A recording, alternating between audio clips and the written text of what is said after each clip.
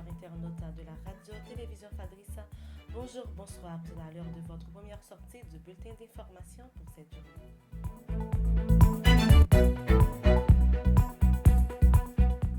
Le taux de référence calculé par la BRH pour ce 27 février 2025 est de 130 gourdes 69 pour $1 américain. Des riverains de l'avenue John Boiron à la Lue ont fui leur domicile à cause des menaces d'attaque de gangs armés. Le mercredi 26 février 2025, la circulation à la Lue était quasi impossible en raison de barricades de pneus enflammés et de détritus sur la chaussée installés par des résidents en signe de protestation. La veille, des familles ont été forcées de quitter la zone après de nouvelles attaques de la coalition Vivre Ensemble à Delma 33. Plusieurs établissements scolaires de la zone métropolitaine de Port-au-Prince ont été contraints de fermer leurs portes en pleine semaine.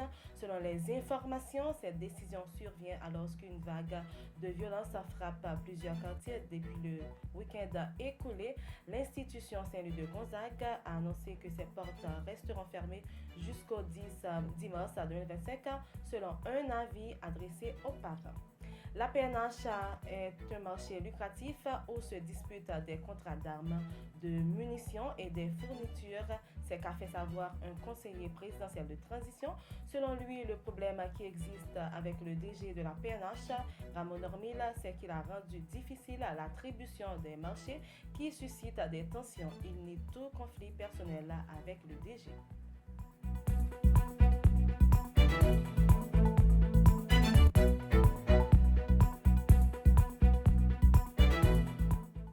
Le commissariat de Delma 33 a un nouveau responsable à sa tête. Il s'agit du commissaire divisionnaire Hérald Joseph qui succède au commissaire principal Jean-David Mathias après seulement quelques mois en poste. Ce changement traduit la volonté du recommandement de la police nationale d'Haïti PNH de renforcer la coordination au sein de sa chaîne de commandement. Le journaliste reporter de Ventebef Info, Jerry Larson Xavier, a été agressé physiquement hier, mercredi 26 février 2026, au niveau de Delma 30 par les habitants de cette zone. Selon les informations, l'incident s'est arrivé au moment où il réalisait un reportage dans la zone, une attitude condamnée par le média d'affectation du journaliste. Sur le plan international,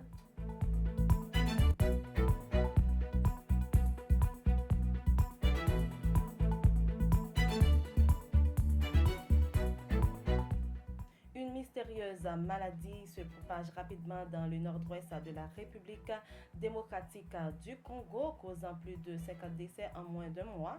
Les patients développent des symptômes inquiétants et succombent en moins de 48 heures après leurs apparitions. Les autorités locales s'inquiètent de la rapidité avec laquelle l'épidémie se propage. Les rapports entre la présidence américaine et la presse continue à se dégrader après l'interdiction de l'agence Associated Press de la couverture restreinte des événements présidentiels. La Maison-Blanche a annoncé qu'elle choisira elle-même les journalistes admis au plus près du président Donald Trump. Le changement qui rompt avec un système établi depuis ces décennies et géré par les médias où pourrait porter atteinte à l'indépendance de la presse, ont dénoncé les premiers concernés. Des milliers de personnes se sont rassemblées hier mercredi en Israël pour saluer le passage du cortège funéraire transportant les dépouilles de Siri Bibas et ses deux petits garçons, Ariel et Kirf, les trois tués en captivité à Gaza. Cette famille kidnappée lors des attaques du 7 octobre est devenue le symbole de la tragédie des otages. Auditeurs, internautes de la radio-télévision Fadri, c'est la fin de votre bulletin d'information. Merci de l'avoir suivi. C'était avec vous, Vanessa Cédouane.